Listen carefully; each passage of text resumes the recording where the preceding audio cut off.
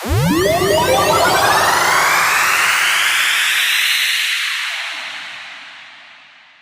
वालेकुम नाज़रीन, मैं हूं फाद अली और आप देख रहे हैं फाद अली ऑफिशियल। नाज़रीन, भारतीय ज़ेर कब्ज़ा जम्मू और कश्मीर में परेशानियों और मुश्किलात के बावजूद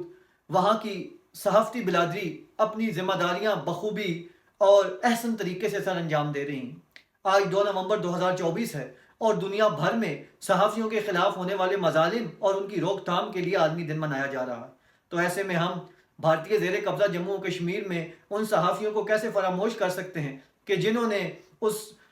जालिम सरकार के सामने खड़े होकर उस जालिम माहौल में हकीकत को रिपोर्ट किया, हकीकत को दुनिया भर के सामने अया किया और बीजेपी सरकार का घिनौना और मकरूह चेहरा पूरी दुनिया के सामने बेनकाब किया, जो कि बीजेपी कभी भी दुनिया के सामने जाहिर करना नहीं चाहती थी। नाज़रीन, बीजेपी सरकार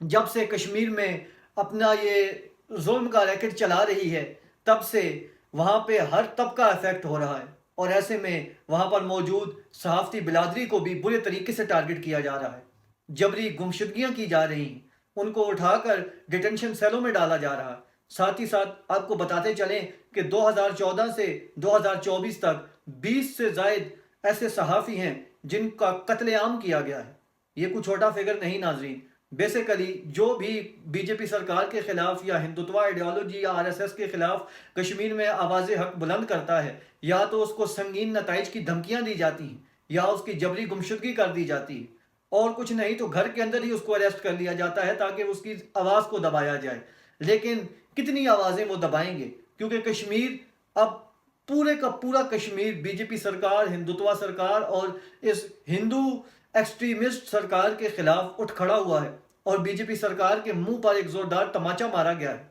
ऐसे में आज हम ट्रिब्यूट पेश करते हैं उन दलेर सहाफ़ियों को कि जिन्होंने अपनी जान की परवाह किए बगैर कश्मीर के अंदर बीजेपी सरकार के इस जुल्म के खिलाफ आवाज़ उठाई, जिनमें सर फहरिस्त अगर हम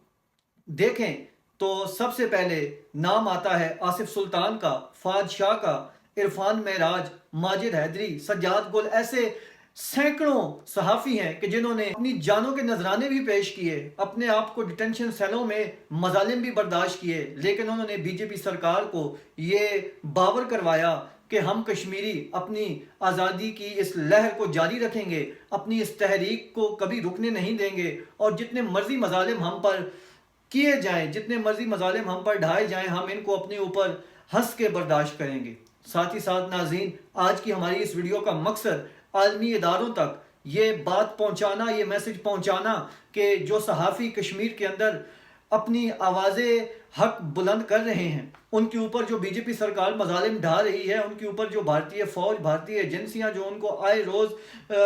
फ्रीडम ऑफ एक्सप्रेशन से रोकते हैं, फ्रीडम ऑफ स्पीच से उनको रोका जाता है, इस पर भारत के ऊपर सख्त से सख्त एक्शन लिया जाना चाहिए। भारत को ये बावर करवाना चाहिए कि जो खुद को एक वर्ल्ड बिगेस्ट डेमोक्रेसी होने का दावेदार मुल्क था, उसने किस तरह से कश्मीरियों के हकूक सल्ब किए, और साथ ही साथ आज़ादी सहाफ़त पर, आज़ादी इजहार राय के ऊपर जो उसने पाबंदियाँ लगाई, वो पूरी दुनिया के सामने आया हैं। और उन सहाफ़ियों को हक मिलना चाहिए, उन सहाफ़ियों को आज़ादी मिलनी चाहिए कि वो भारत का चेहरा इसी तरह दुनिया भर के सामने बेनकाब करते रहें। तो आज का दिन उन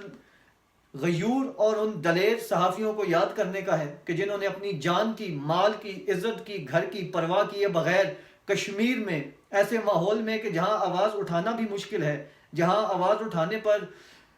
गुमशुदा कर दिया जाता है, जहां आवाज़ उठाने पर मौत के घाट उतार दिया जाता है, ऐसे माहौल में भी अपनी जिम्मेदारियां सर अंजाम दी और भारतीय सरकार के मुंह पर एक जोरदार तमाचा मार के ये चीज़ दुनिया भर को बताई। कश्मीर के अंदर बीजेपी सरकार ने जो मजालिम ढाए हैं, ये पूरी दुनिया को पता चले और पूरी दुनिया इनके ऊपर बीजेपी सरकार के खिलाफ एक्शन ले और बीजेपी सरकार के खिलाफ